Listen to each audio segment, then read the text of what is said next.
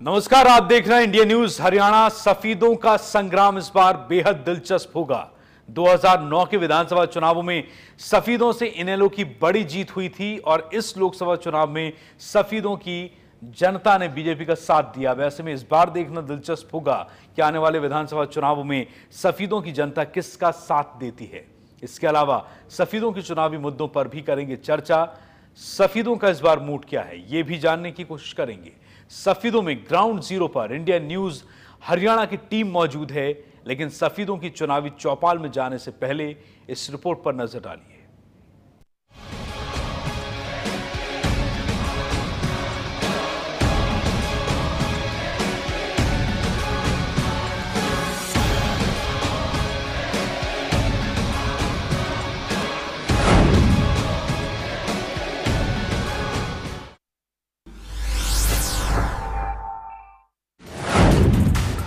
सफीदों का शंखनाद 2009 में हुई इनेलो की जीत। लोकसभा चुनाव में बीजेपी के साथ हुआ सफीदों। विधानसभा चुनाव में क्या होगा सफीदों का फैसला। सफीदों की सियासत कुछ हटकर है। इस सीट पर कभी कांग्रेस बेहद मजबूत थी, लेकिन 2009 के विधानसभा चुनाव में सफीदों की जनता ने इनेलो का साथ दिया। यही वजह थी कि इनेलो उम्मीदवार कलीराम पटवारी एक तरफा चुनाव जीते थे, तो कांग्रेस के रामकिशन चुनावी मुकाबले में बुरी तरह पिछड़ते दिखाई दिए। सफीदों का फैसला 2009। कलीराम पटवारी इनेलो जीते, रामकिशन कांग्रेस हारे। 2009 के विधानसभा चुनाव में इनेलो के कलीराम पटवारी को 38,618 वोट मिले थे, तो कांग्रेस के उम्मीदवार रामकिशन महज 19,771 वोट हासिल कर पाए थे। इसके अलावा बीजेपी के राजकुमार को 8,697 वोट मिले थे। भाजपा के उम्मीदवार की जमानत जब्त हुई थी, लेकिन इस लोकसभा चुनाव में सफीदों का मिजाज कुछ बदल गया।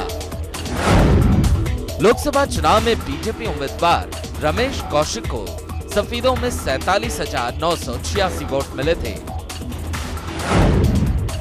तो इनेलो उम्मीदवार के खाते में 32,067 वोट गए थे। लोकसभा चुनाव में भी सफीदों का फैसला कांग्रेस के खिलाफ गया। सफीदों से कांग्रेस उम्मीदवार को महज 25,770 वोट मिले थे। ऐसे में लोकसभा चुनाव में सफीदों के फैसले पर सबकी निगाहें टिकी हैं, तो बीजेपी की टिकट मांगने वालों की संख्या में इजाफा हुआ है। इसके अलावा नई पार्टियां भी सफीदों का खेल बिगाड़ सकती हैं। सफीदों में मुद्दों की विसार, विकास में भेदभाव के आरोप, कानून व्यवस्था में खामी, रोजगार में अनदेखी, बिजली की कटौती, महंगाई और भ्रष्टाचार का मुद्दा। सफीदों में स्थानीय समस्याओं और मुद्दों की चर्चा काफी ज्यादा है, तो लोकसभा चुनाव में मिली बीजेपी की जीत पर भी लोग बातें करते हैं।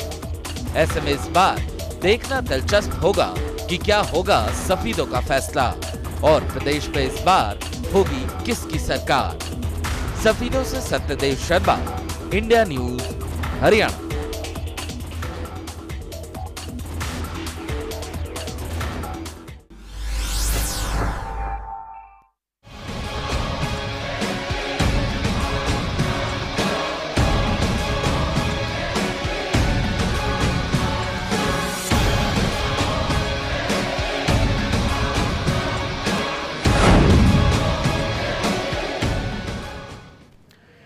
जी हां, तो क्या चाहता है हरियाणा में, आज हम आपको लिए चलते हैं सफीदों। और सफीदों में चुनावी चौपाल जमी हुई है।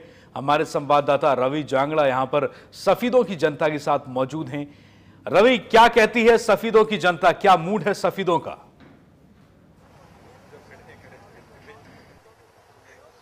बिल्कुल, इंडिया न्यूज हरियाणा की चुनावी चौपाल सफीदों में सज चुकी है और सफीदों ये वो इलाका है जींद जिले में पड़ता है, लेकिन सोनीपत संसदीय क्षेत्र का ये हिस्सा माना जाता है। इसके अलावा जिस तरह की यहाँ पर समस्याएं, जो दिक्कतें हैं, जो मुद्दे यहाँ के हैं, जो कितने मुद्दे अब चुनाव में हावी रहने वाले हैं, उन पर चर्चा करेंगे। मेरे पीछे आप देख सकते हैं यहाँ पर सफीदों की जो जनता वो मौजूद है, विभिन्न राजनीतिक दलों के नुमाइंदे मेरे साथ मौजूद है। तारुफ करवाना चाहूंगा मैं।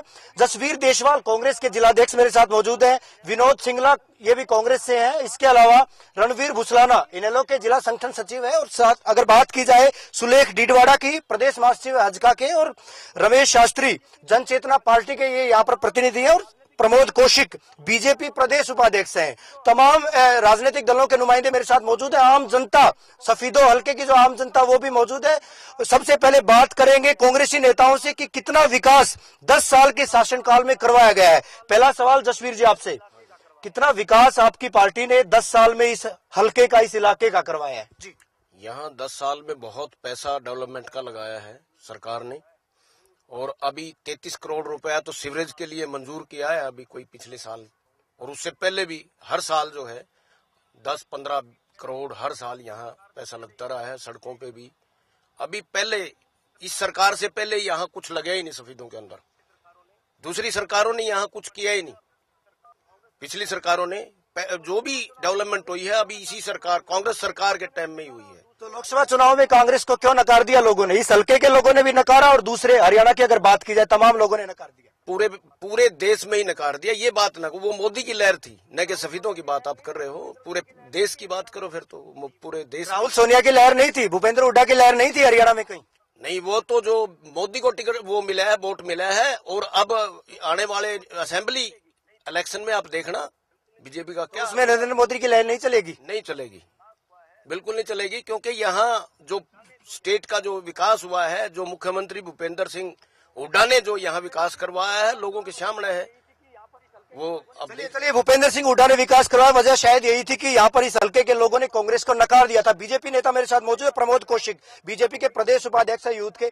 जी, आने वाले चुनाव में क्या स्ट्रेटेजी रहेगी? किन मुद्दों को लेकर आपकी बीजेपी चुनाव लड़ेगी सफीदों की अगर बात की जाए? खासकर सफीदो विधानसभा जो रहा है, चाहे वो इनेलो सत्ता में रही है, चाहे 10 साल से कांग्रेस सत्ता में, इस इलाके के साथ पूरा भेदभाव हुआ है। उद्योग के नाम पर हरियाणा 1966 में बना, आज तक यही दोनों पार्टियां सत्ता में रही, एक उद्योग सफीदों के बाटे नहीं आया। अभी सफीदो विधानसभा के गांव में मेरा जाना होता है, जो निर्मल ग्राम कहे जाते हैं, कांग्रेस के अवार्डित हैं प्रधानमंत्री और राष्ट्रपति से, उन गांव के अंदर भी इतने जर्जर हालात हैं। तालाब के अंदर आसपास के इलाके में रहने वाले जो लोग हैं वो हर रोज बीमारियों से हैं, और जब वो बीमार होके हॉस्पिटल जाते हैं तो आपके सफीदों जो विधानसभा का केंद्र है, यहाँ पर भी डॉक्टर उपलब्ध नहीं है। यानी आपका कहना कि कहीं ना कहीं विकास नहीं हुआ, विकास के मामले में अनदेखी की गई है सफीदो क्षेत्र की। फिर सोनीपत क्षेत्र की बात की जाए, इनेलो नेता मेरे साथ मौजूद है रणवीर भुसलाना, इनेलो के जिला संगठन सचिव हैं।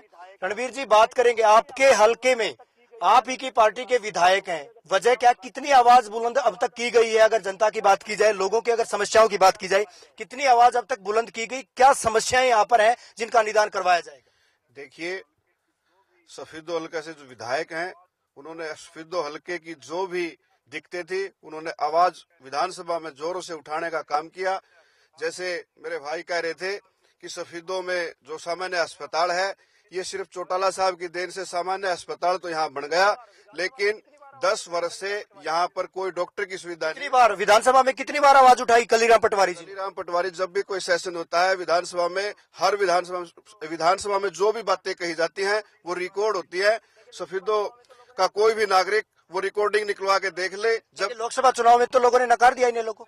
इनेलो को नकारा नहीं है, इनेलो के वोट प्रतिशत बढ़ाने का काम किया। जो पिछले लोकसभा के चुनाव हुए थे उसमें लोकदल को 14% वोट मिली थी, लेकिन इस लोकसभा के चुनाव में 25% वोट लोकदल को मिला है, जो कि जनता का विश्वास लोकदल के प्रति बहुत अच्छा है। और ये तो एक मोदी की लहर थी, इसलिए लोगों ने बीजेपी को चुना। बीजेपी के नाम पे लोगों ने वोट नहीं किया, सिर्फ मोदी के नाम पे वोट किया। तो आने वाले चुनाव में, विधानसभा चुनाव के संदर्भ में अगर बात करें तो किसकी लहर चलेगी? नरेंद्र मोदी की लहर चलेगी, कांग्रेस की लहर चलेगी, किसकी लहर चलेगी? आने वाले विधानसभा चुनाव में इंडियन नेशनल लोकदल पार्टी की और चौधरी ओम प्रकाश चौटाला की लहर चलेगी। एक तरफा जो 1987 में जो चुनाव हुए थे हरियाणा प्रदेश में, वही लहर। क्यों लोग आपको वोट क्यों देंगे? क्या करवाया इस हल्के के लिए बात की जाए तो? इस हल्के के लिए इंडियन नेशनल लोकदल ने जब इस प्रदेश में चौटाला साहब मुख्यमंत्री थे तो कितने विकास के कार्य गिनवाऊं कि मैं कार्य गिनवाता रहूंगा और भाई को समय नहीं मिलेगा। इतने विकास के जिले में 5 विधानसभा सीटों पर इनेलो काबिज है, लेकिन जितना विकास हो पाया है वो देखने वाली बात है। देख चुके हैं हम कितना विकास हुआ है। हमारे साथ वीरेंद्र सिंह गुट के कांग्रेस में विनोद सिंगला मौजूद है। विनोद जी से बात करेंगे। विनोद जी, कांग्रेस में जिस तरह से गुटबाजी सामने आई है, क्या उसका खामियाजा आने वाले चुनाव में नहीं भुगतना पड़ेगा? कांग्रेस में गुटबाजी की जहां तक बात है, ये गुटबाजी जो है कोई व्यक्ति तो विशेष के बारे में नहीं है। हरियाणा प्रदेश के मुख्यमंत्री ने ये मान लिया कि केवल रोहतक जो है हरियाणा है, बाकी जो 9 लोकसभा क्षेत्र हैं उनकी तरफ कोई उनका ध्यान नहीं है। वजह यही थी पार्टी की हार की? बिल्कुल 100% यही वजह। अगर मोदी जी की लहर होती तो वो रोहतक में क्यों नहीं चली? रोहतक में उन्होंने विकास किया और बाकी 9 क्षेत्रों को उन्होंने अछूता छोड़ दिया। अपने एक बेटे को जिताने के लिए कांग्रेस के 9 बेटों को मरवा दिया। लेकिन रोहतक का भाई माना जाता था सोनीपत को। सोनीपत संसदीय क्षेत्र में ये इलाका आता है, इसके बावजूद आप कहते हो कि विकास नहीं करवाया गया। लेकिन इसमें 3 विधानसभा क्षेत्र जिला जींद के भी आते हैं जहाँ पे विकास नाम की कोई चीज नहीं हुई। हमारे साथ नौकरियों में भेदभाव किया। कांग्रेस क्यों नहीं छोड़ी आपने? अभी हमने अपनी आवाज उठाई, हाईकमान को हमने अपनी आवाज बात बताई है। छोड़ सकते हैं मतलब? हमने कहा है कि भूपेंद्र सिंह हुड्डा के नेतृत्व में अगर कांग्रेस चुनाव में जाएगी इसी सेटअप को लेके। लेकिन कांग्रेस साफ कर चुकी है, कांग्रेस साफ कर चुकी है कि भूपेंद्र सिंह हुड्डा के नेतृत्व में ही चुनाव होगा। आम पब्लिक से जानते हैं जरा कितनी समस्याएं हैं और कितना निदान इन समस्याओं का करवाया गया। जी बताइए, क्या समस्याएं आपकी सफीदों में? सफीदों में समस्याएं, श्री विनोद शर्मा जी ने जो जन चेतना पार्टी का आयोजन किया गया है, इसमें कर्मठ अनुभवी और अनुभवशील नेता है और उन्होंने 36 बिरादरी के लिए आवाज उठाई है। जो नौकरियों के अंदर पारदर्शिता है उसको खत्म किया जाए। जो अनुभवी और कर्मठ कर्मचारी है उनको नौकरी नहीं मिलती, जिनके नंबर कम होते हैं उनको नौकरियां दी जाए। बिल्कुल जाहिर सी बात है, नौकरियों में भेदभाव की बात खुद कांग्रेसी नेता भी मानते हैं। विनोद जी ने भी मानी ये बात कि नौकरियों में कहीं न कहीं भेदभाव हुआ था। आप बताइए, आप कुछ कहना चाहते हैं? सर, मैं कांग्रेस जसबीर देसाल जी से पूछना चाहता हूं कि जो ये कह रहे हैं कि 10-15 करोड़ रुपए हर साल सफीदो विधानसभा क्षेत्र के लिए आता है, वो कहाँ लगाया जाता है? मुझे नहीं लगता है कोई सड़क यहाँ बनी है, कोई गली यहाँ बनी है, कोई स्टेडियम यहाँ बना है। मुझे बताया जाए कि वो पैसा लगा कहाँ है। जसबीर जी, 10-15 करोड़ रुपए खर्च किए जाने के दावे किए हैं कांग्रेस के द्वारा, सरकार के द्वारा। कहाँ पैसा खर्च हुआ है, लोग जानना चाहते हैं। ये भाई ने कहा कि भाई स्टेडियम कहाँ बना, ये आपके सामने स्टेडियम बनने लग रहा है नहर के साथ, वो अधूरा पड़ा है, उसमें टाइम तो लगेगा बनाने। 10 साल में क्यों नहीं बना? 10 साल में नहीं बनाया गया, अब चुनाव आने वाले, क्या चुनाव के मद्देनजर? महिला कॉलेज बनने लग रहा है, स्टेडियम बनने लग रहा है, आपकी कम से कम भी 400 गलियां शहर की बनाई गई हैं। गलियों की हालत हमने देखी है, गलियों की हालत देखिए। कुछ और लोग बोलना चाहते हैं, बताइए। सड़कें दिखाता हूँ आपको। ये जसबीर देसवाल जी कह रहे हैं कांग्रेस ने जो विकास किया है, आज आपने पूरे सफीदो एरिया से आपने देखा होगा कि किसी भी हॉस्पिटल में कोई डॉक्टर नहीं है। यहाँ 11 डॉक्टरों की पोस्ट है, यहाँ 1 डॉक्टर है, वो कभी बैठता है कभी नहीं बैठता। कहीं विकास नहीं हुआ, सड़कें टूटी पड़ी है, कोई नई सड़क नहीं बनाई, रजवाया नहीं निकाला। कहाँ का विकास हुआ है? विकास सिर्फ इन्होंने किया है तो विकास किया है इन्होंने रोहतक का। सफीदों में तो ईंट लगाने का काम नहीं किया इन्होंने। ये सब झूठ बोल रहे हैं। सुलेख डिडवाड़ा जी हजका से कुछ कहना चाहते हैं। सुलेख जी बताइए।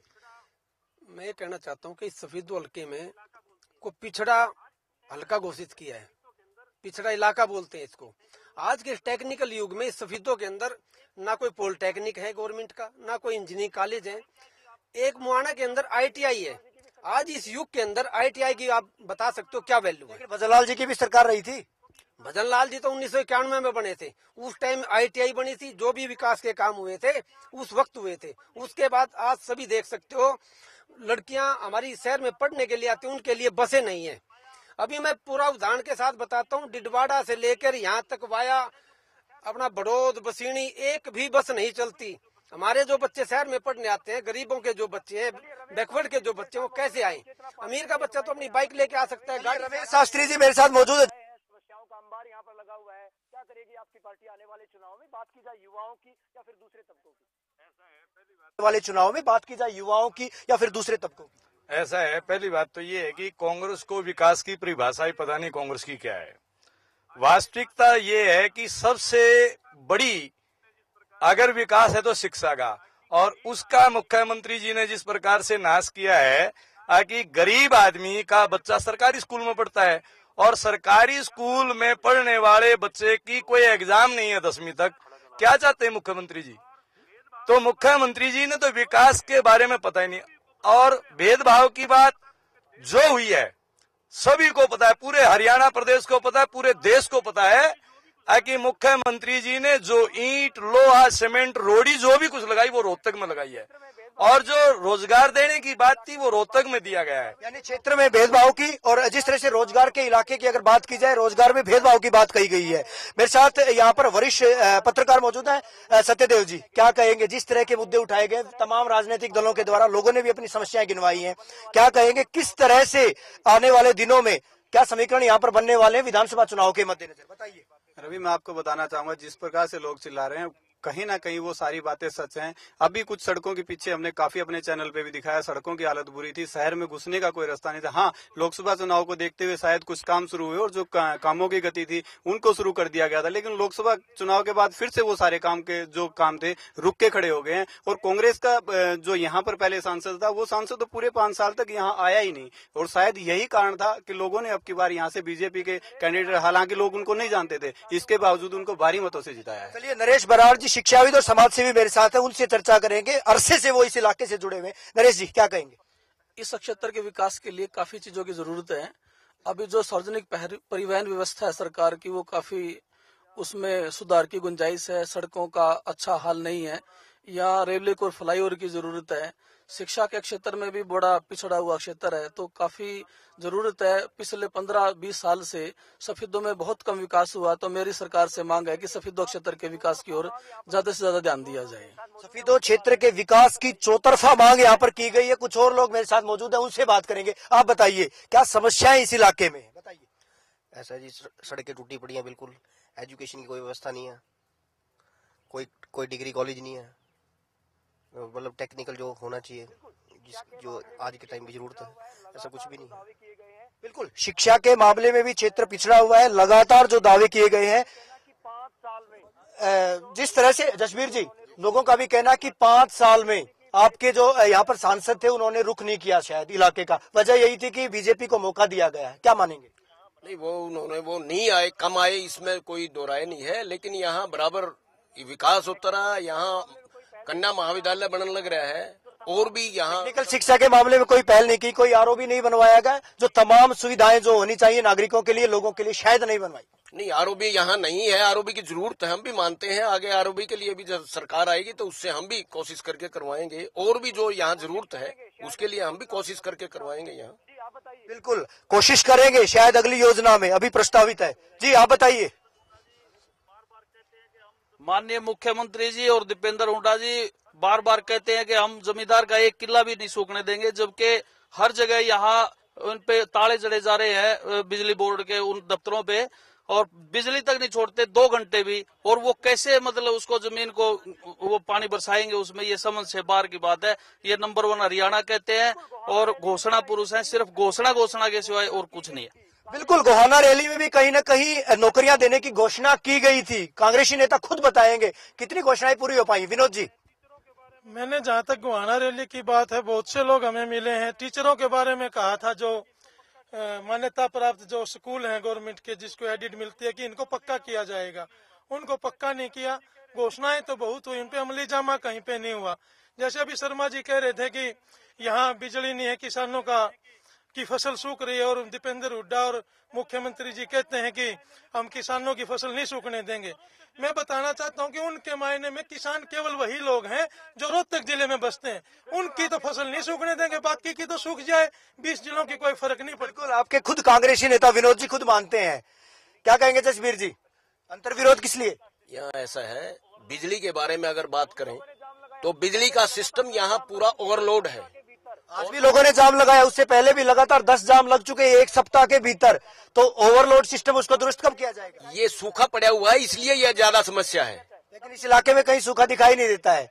पूरे हरियाणा में क्या इसी तरह की किल्लत है? कब दुरुस्त की जाएगी? नहीं, मैं तो ये बताया कि यहाँ जो सिस्टम है वो उसका सुधार होना बाकी है, क्योंकि बड़े यहाँ एक सर्वे जो ये बिजली का स्टेशन है 220 है, यहाँ एक 220 की और जरूरत है, क्योंकि इस इलाके में सारा पैडी का इलाका है, और इस इलाके के अंदर कंजम्पशन ज्यादा है बिजली की, जिसकी वजह से यहाँ बिजली की खपत बढ़ती है हर साल।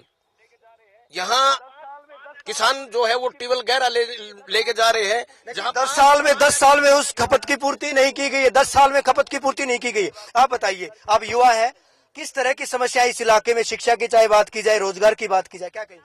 हम ये कहना चाहते हैं कि जो हमारे यहाँ पर सरकारी कॉलेज हैं, यहाँ पर टीचर्स प्रेजेंट नहीं रहती, वहाँ पर स्टडी अच्छी नहीं की जाती। क्या यहाँ पर समस्याएं जो ये टीचर्स की हैं ये प्रेजेंट रहेंगी या नहीं रहेंगी, ये कब समस्या को सोल्व किया जाएगा? सड़क बिजली की अगर बात की जाए, दुरुस्त है, यहाँ पर क्या व्यवस्था है? सड़क बिजली की बात की जाए तो यहाँ पर बिल्कुल भी नहीं है। बिजली तो यहाँ पर वैसे ही नहीं रहती। हमें खासकर स्टडी में बहुत प्रॉब्लम आती है। जो गरीब फैमिली से बच्चे बिलोंग करते हैं सभी तो इन्वर्टर अफोर्ड नहीं कर सकते, और हमारे जैसे जो बच्चे होते हैं वो क्या करेंगे ऐसे।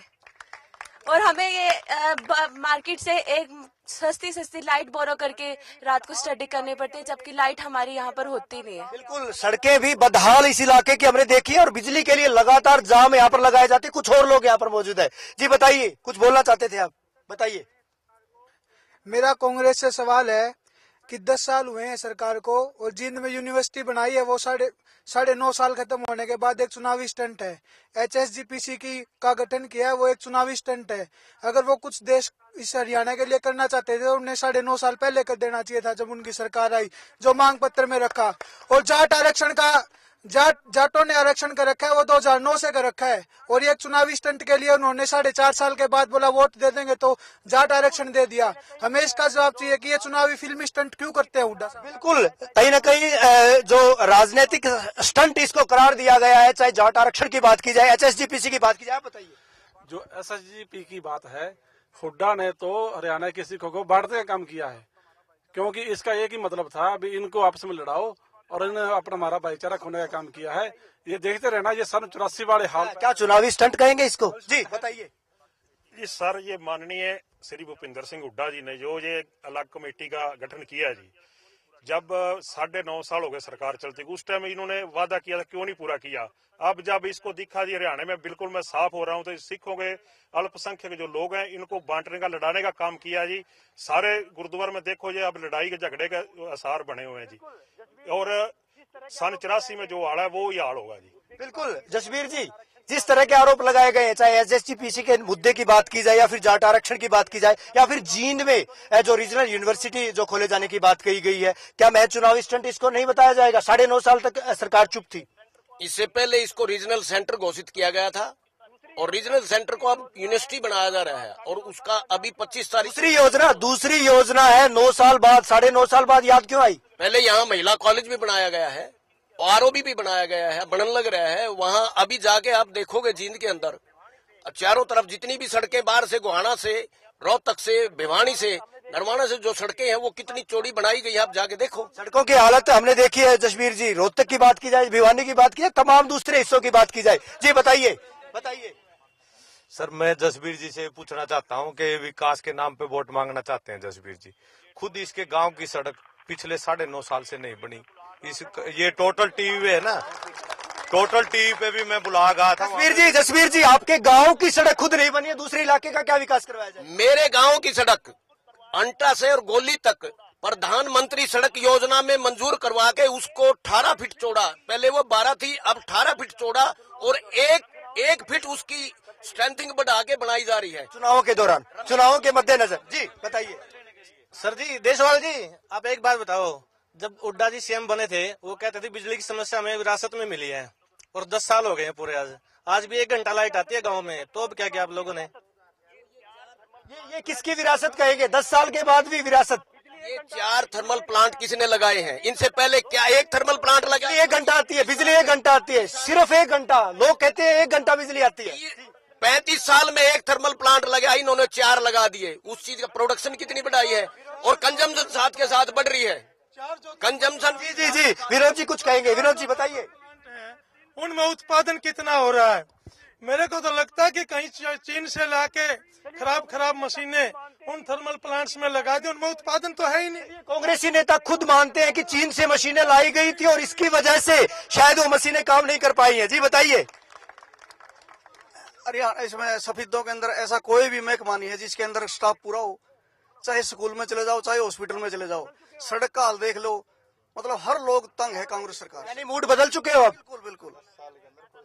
हर आदमी आप बताइए क्या कहेंगे? हुड्डा जी एक बात कहते हैं नंबर 1 हरियाणा। एक ऐसा नंबर 1 हरियाणा, मैं 1 साल से नगर पालिका के चक्कर काट रहा हूँ, कोई सुनवाई नहीं हो रही। मैं 2 महीने से अपनी जॉब छोड़ चुका हूँ, बेरोजगार हो चुका हूँ, लेकिन मेरी कोई सुनवाई नहीं हो रही। बिल्कुल, बेरोजगारी की तरफ भी कोई ध्यान नहीं दिया गया। आप बताइए क्या कहेंगे? एक लड़की होने के नाते मैं सिर्फ ये बोलूंगी कि एक लड़की की कंडीशंस यहाँ इस एरिया में सबसे ज्यादा खराब है। बिकॉज अगर वो पढ़ने जाती है तो उसके पीछे जितने भी ज्यादा उसकी रिस्पॉन्सिबिलिटीज होती हैं, जो भी एक लड़की को जो उसकी रिस्पॉन्सिबिलिटीज समझनी होती हैं, वो शायद कहीं ना कहीं उसके साथ पीछे हट रही हैं। एक लड़की की जो अहमियत होती है, जो एक कंडीशन होती है, वो कहीं ना कहीं सफीदो एरिया में मुझे थोड़ी कम दिखती है। बिल्कुल, बताइए।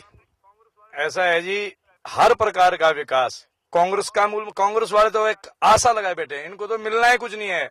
और मैं तो इस मंच के माध्यम से कांग्रेस को बताता हूं कि हरियाणा प्रदेश में हरियाणा की जनता की सरकार बनेगी, माननीय विनोद शर्मा जी के नेतृत्व में बनेगी, और इस हरियाणा प्रदेश में संपूर्ण रूप से पारदर्शिता लाई जाएगी।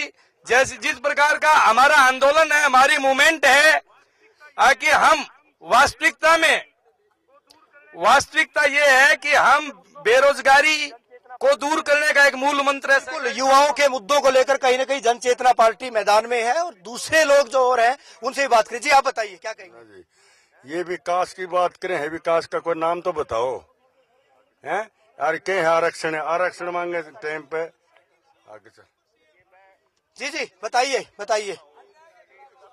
देखिए, मैं कांग्रेसी नेताओं से पूछना चाहता हूं कि इस 10 साल के अंदर, क्योंकि मैं खुद युवा हूं, इस बात को समझता हूं कि नौकरियों की बिल्कुल खुलेआम बोलियां लगाई जाती हैं, सरेआम नौकरियों को बेचा जा रहा है। उसके बाद ये कहते हैं कि हरियाणा नंबर 1। मेरे एक मित्र ने आवाज उठाई कि मैं नगर पालिका के चक्कर काट रहा हूं। एक 60 साल का बुजुर्ग अपनी बुढ़ापा पेंशन बनवाने के लिए 20 दिन, 30 दिन और 3-3 साल, 2 साल से धक्के खाता है, उसकी बुढ़ापा पेंशन नहीं बनाई जाती। खुलेआम रोजगारों की बोली लगाई जाती है। सड़कों में खड्डे हैं कि खड्डों में सड़कें, इस बात का पता नहीं। फिर ये कहते हैं गड्ढे हैं कि गड्ढों में सड़कें, बताइए। हरियाणा में ये सरकार नौकरी लेने में नंबर 1 है। 3500 पुलिस कर्मचारी ट्रेनिंग करने के बावजूद भी अपने बाहर बैठे हुए हैं। नौकरी लेने में नंबर 1 पर है ये सरकार। बिल्कुल, युवाओं की चाहे बात की जाए, दूसरे तबकों की बात की जाए, क्या कहना चाहेंगे? मैं ये कहना चाहता हूँ, जो मुद्दे आप अभी उठा रहे हो, सारी पब्लिक को, सारे हरियाणा को, सबको पता है। मैं सफीदो क्षेत्र के सभी वोटरों को एक बात कहना चाहता हूँ कि अब की बार जो वोट डालें, बड़े सोच समझ कर डालें, ऊपर नीचे सब देख कर, और ऐसा एक विधायक बनाए जो सरकार से बिल्कुल मिलता हो। ऊपर भी सरकार उन्हीं की और नीचे भी उसी ऐसी सरकार बनाए ताकि हल्के का पूरा विकास हो। वैसे किसी भी एमएलए को बनाना, वैसे थोप देना, ये एक गलत बात है। उससे ना हल्के का विकास होता और ना होगा अगर वो अलग होगा।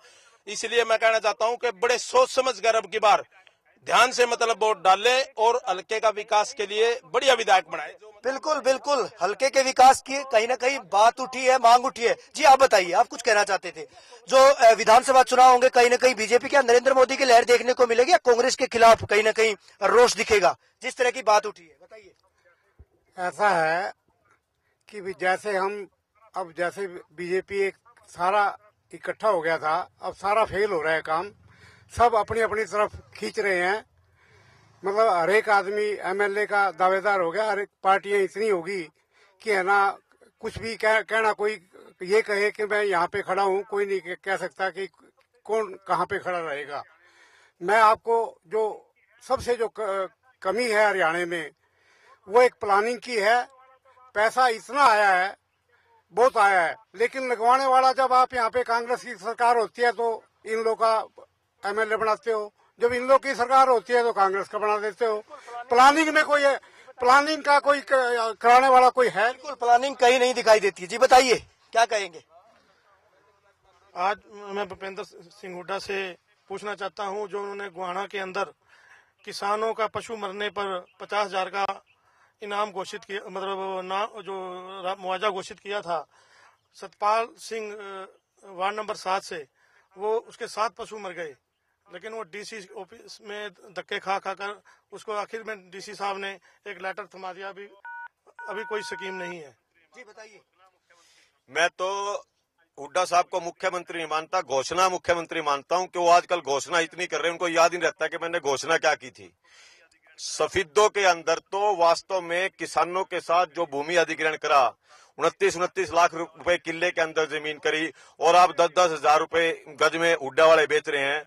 और जो इस पूरे हरियाणा के अंदर जिस प्रॉपर्टी डीलिंग का काम हुड्डा ने किया है, ऐसा किसी भी मुख्यमंत्री ने किया। सरकार जनता की सेवा करने के लिए होती है, जनता का मान सम्मान बढ़ाने के लिए होती है। सरकार जनता की सेवा करने के लिए होती है, क्या कहेंगे जसबीर जी? सरकार ने जनता की सेवा की है, हर वर्ग की। मुख्यमंत्री जी ने हर वर्ग की, कर्मचारी वर्ग का भी, व्यापारी वर्ग का भी। आज तक किसी व्यापारी को कोई लोकसभा चुनाव में जनादेश नहीं मिला, इतनी सेवा की थी। तो आपको पहले भी बता चुके हैं ना कि ये तो एक मोदी ने जो है झूठ बोल के पूरे देश के अंदर, आज देखो सामने आ रहा है, महंगाई को कह रहे थे कंट्रोल करेंगे, कहाँ महंगाई कंट्रोल? महीने में हो सकती है कंट्रोल, 10 साल में कंट्रोल नहीं हुई थी। अब आगे भी देख ला, कंट्रोल होनी नहीं, महंगाई कंट्रोल नहीं होनी। ये तो लोगों को भगा के वोट लिया गया है। रणवीर जी, आपके जो पार्टी के विधायक यहाँ पर हैं, तो आगे क्या लोगों को क्या देंगे आप? हमारे जो विधायक हैं वो लोगों की जो भी उम्मीद है उन पर खरा उतरने का काम करेंगे। विकास का मामला हो, लेकिन लोग तो मानते हैं कि एक बार भी हल्के में नहीं आए। वो नहीं मानते। लोगों से पूछो, लोग हर वक्त 24 घंटे पब्लिक के बीच में रहते हैं, हर गांव में रहते हैं। ऐसी कोई बात नहीं, पब्लिक उनसे खुश है और दोबारा फिर उनको सत्ता में पहुंचाएगी और इंडियन नेशनल लोकदल पार्टी की सरकार बनेगी। जो भी विकास के कार्य रुके हुए हैं वो सारे पूरे करने का काम करेंगे, युवाओं को रोजगार भी देंगे। जो मेरी चलिए, चुनावी वादे हैं, चुनावी दावे हर पार्टी करती है। बीजेपी नेताओं से बात करेंगे। प्रमोद जी, अभी कांग्रेस के मित्र मेरे कह रहे थे कि भय मुक्त और मोदी जी की लहर थी। मोदी जी भारतीय जनता पार्टी की ही उपज है और भारतीय जनता पार्टी ने केंद्र के चुनाव में कहा था कि हम भय मुक्त चुनाव करवाएंगे और भय मुक्त शासन देश में देंगे। 47 अभी जो जीएनएम स्टाफ नर्स विदेश के अंदर आतंकवादियों के हाथों में थी, एक दबकी से उन आतंकवादियों ने उन 47 की 47 बहनों। हरियाणा के चुनाव के संदर्भ में चर्चा करेंगे। क्या दोगे इस हल्के में? आपके सांसद भी बने, कितनी बार आए यहाँ इस हल्के में सांसद बनने के? अभी तक 1.5 महीने का जो कार्यकाल हुआ है, मेंबर ऑफ पार्लियामेंट 8 बार इस एरिया में दौरा कर चुके हैं। काड़वा गांव की गौशालाओं में 5 लाख का ग्रांट दे चुके हैं और उन्होंने कहा है कि जींद बिछड़ा हुआ इलाका है। उन्होंने कृषि आरोप लगे थे कि जिस तरह लोकसभा चुनाव में कांग्रेसीकरण हुआ था बीजेपी का, क्या विधानसभा चुनाव में भी ऐसा होने वाला है? भारतीय जनता पार्टी किसी भी बाहर के व्यक्ति को लेती है तो उसको अपने संस्कार में ढालती है। भारतीय जनता पार्टी का विचार काम करता है, यहाँ व्यक्ति काम नहीं करता है। और हमने तय किया है, कृषि विज्ञान के अंदर मेंबर ऑफ पार्लियामेंट ने लेके जींद को दिया है, परंतु इस देश का प्रदेश का मुख्यमंत्री उसको जगह मुहैया जींद में। महंगाई, रेल किराए में बढ़ोतरी और इसके बाद जिस तरह से आप लोगों के जो मनमुटाव है बीजेपी हजका के, कहीं न कहीं मुख्यमंत्री पद की दावेदारी, वो क्या गुल खिलाएगी? एक बार निर्णय होने के बाद ये सब मनमुटाव दिखने में आते हैं। बड़े परिवार के अंदर लोकतंत्र में सबको कहने का। इकट्ठे लड़ोगे चुनाव? इकल्ले या पार्टी का जो केंद्र इकट्ठे लड़ोगे या नेतृत्व जो तय करेगा? भारतीय जनता पार्टी का हर कार्यकर्ता उसके लिए तैयार है। और आने वाले सफीदों हल्के के लिए जो हमने गुजरात के अंदर एक विकास हर इलाके में दिया, जहाँ पानी नहीं था हमने पानी दिया है, जहाँ शिक्षा नहीं थी वहाँ शिक्षा दी है। वही बिल्कुल बिल्कुल। विनोद जी कुछ कहना चाहते, बताइए। मैं ये कहना चाहता हूँ कि सफीदों जो है, जो मूलभूत जो सुविधाएं हैं होनी चाहिए आदमी के लिए, उन सुविधाओं से भी वंचित है।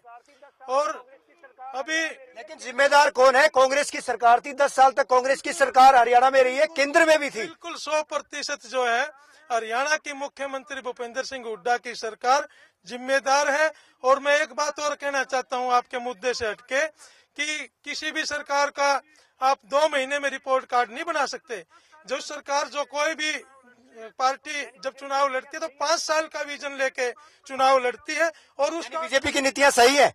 6 महीने के बाद पता लगेगा उनकी नीतियां सही हैं या गलत हैं। कम से कम उनको 6 महीने का टाइम, एक प्रोबेशन पीरियड तो हम किसी कच्चे कर्मचारी को। चलिए, कांग्रेसी नेता खुद मानते हैं कि बीजेपी की नीतियों का 6 महीने में पता चलेगा। कुछ और लोग कुछ कहना चाहेंगे, बताइए जी।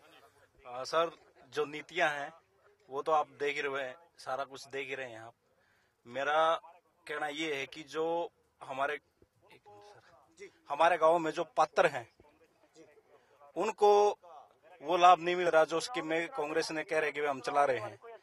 मेरा कहना ये है कि जो लोग चुनाव में कितना असर डालेंगे? विधानसभा चुनाव होने वाले, कोई असर पड़ेगा? पूरा असर पड़ेगा और आने वाले समय में यहाँ पर भाजपा का नेतृत्व उभर के आएगा और आने वाली सरकार है जो हरियाणा में भाजपा की बनेगी। चलिए, नया नेतृत्व उभर के सामने आएगा। आप बोलिए। मेरा कहना यह है कि पिछले इलेक्शन में कांग्रेस की लहर थी, कांग्रेस की सरकार बनी और कांग्रेस अपने वादों पे खरी नहीं उतरी, विकास नहीं करवाया, वो इस लहर में बह गई और आगे आने वाले टाइम में बीजेपी की लहर है और बीजेपी की सरकार बनेगी।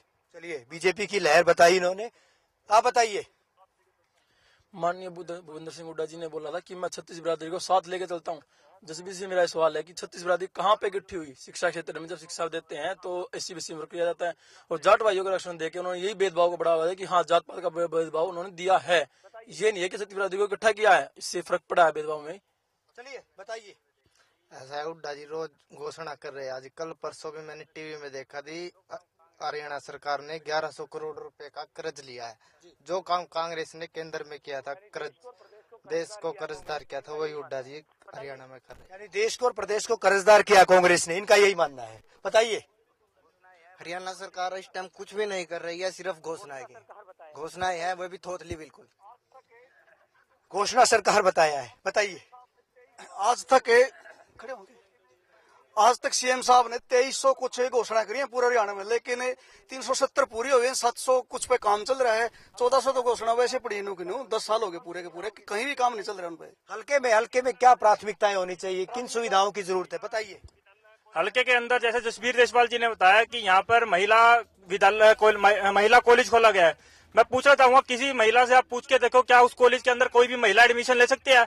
आपने वो कॉलेज ऐसे जंगल के अंदर बना दिया कि वहाँ पे अगर आप कोई भी महिला एडमिशन लेते हैं, बलात्कार के, छेड़छाड़ के, रेप के आए दिन आपको केस सुलटने पड़ेंगे और एक भी केस का आप निपटारा नहीं कर पाएंगे। महिलाओं से ही बात करते हैं, कुछ युवतियां, कुछ छात्राएं मेरे साथ है, उनसे बात करेंगे। बताइए, आपने कहीं ना कहीं सहमति जताई थी इनकी बात। यस सर, मैं उनके साथ बिल्कुल एग्री करती हूँ, क्योंकि जो हमारा कन्या विद्यालय भी बना है वहाँ पे वो एकदम एकांत जगह पे, और जैसे हम जानते हैं कि हमारे सफेदों की हालत बहुत खराब है एजुकेशन के मामले, वुमेन सेफ्टी के मामले में, और मैं खुद एक लड़की हूँ तो ये सबसे बड़ा कंसर्न है मेरा कि आई वांट वुमेन सेफ्टी। तो सर मैं इन सबसे ये पूछना चाहती हूँ कि हम इनको वोट क्यों करें, हर पार्टी को हम वोट क्यों करें, ये हमें क्या प्रोवाइड करें? युवा जागृत हो चुका, आपका मानना है? बताइए। I have a point actually. बिजली के बारे में बात हो चुकी है यहाँ पे, अपनी अपनी पार्टी आप अपने डिबेट करी है, बट जहाँ पे गर्ल्स की बात आती है वहाँ पे कहीं ना कहीं हमारा जो नजरिया है वो कहीं ना कहीं बहुत ज्यादा बिछड़ा हुआ है। तो यही एक शिकायत है कि आप गर्ल्स के मामले को ज्यादा से ज्यादा सुने तो शायद बेटर रहेगा। सर मेरे को एक बात कहनी कि आज हमारा इंडिया एक डेवलपिंग नेशन है, और आज हम कोई भी काम ऐसा नहीं कर रहे कि हमारा वो डेवलपिंग नेशन डेवलप नेशन बने। और सर जैसे कि हम जानते हैं कि सरकारी स्कूल में जो एजुकेशन प्रोवाइड की जाती है वो क्वांटिटी एजुकेशन होती है, not quality education. What we want today is quality education, but सरकारी स्कूल में हम वो प्रोवाइड कर नहीं रहे। बच्चे जाते हैं स्कूल, मिड डे मील खाते हैं, घर वापस आते हैं। मुझे ये बताओ वहाँ पे एजुकेशन है कहाँ? हम वहाँ पे एजुकेशन के लिए जाते हैं, लेकिन एजुकेशन का तो कोई रोल है ही नहीं। बच्चे जाते हैं, खाना खाते हैं, आ जाते हैं, ना कोई एग्जाम ना। बहुत कम शब्दों में बताइए क्या प्रोवाइड करवाया जाएगा? जो ये लड़की कह रही है, हम इसकी मूल भावनाओं से जुड़े होकर के ये जो जन चेतना अभियान चलाया है, ये वास्तविकता के ऊपर आधारित है। आकि वास्तविक विकास केवल शिक्षा और शिक्षा के साथ में रोजगार, शिक्षा और रोजगार से ही विकास संभव। बताइए। मैं अपने कांग्रेस के नेताओं को बताना चाहता हूं, विकास की जो सफेदो हल्के की बात करते हैं, आज के युग में पानी जीवन की नेसेसिटी है। मेरे हल्के के अंदर ऐचरा खुर्द गांव है, उसमें पीने के लिए पानी नहीं है।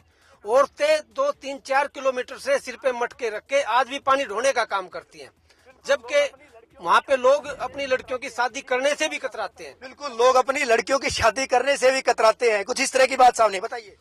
मैं आपके मंच के माध्यम से एक बात पूछना चाहता हूँ, यहाँ पे सभी पार्टियों के नेता हैं, विकास की परिभाषा क्या है? सड़क, बिजली, शिक्षा, ये विकास है? ये हमारी मूलभूत बेसिक जरूरत है हमारी, जिसको बेसिक नीड्स बोलते हैं। हमारी मूलभूत जो जरूरतें हैं वो तो पूरी हुई नहीं है, विकास की बात करने लगे। विकास आता है अच्छी शिक्षा देने से।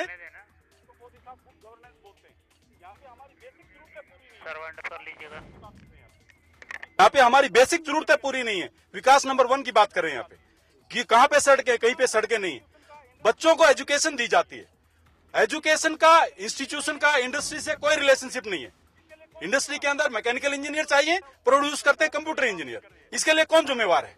बेसिक जो जरूरत है उसके ऊपर सरकार कोई काम नहीं कर रही है। यहाँ की जनता को बरगलाया जा रहा है, ये बोल करके सड़कें बनाएंगे, बिजली देंगे, पानी देंगे, ये हमारी जरूरत है।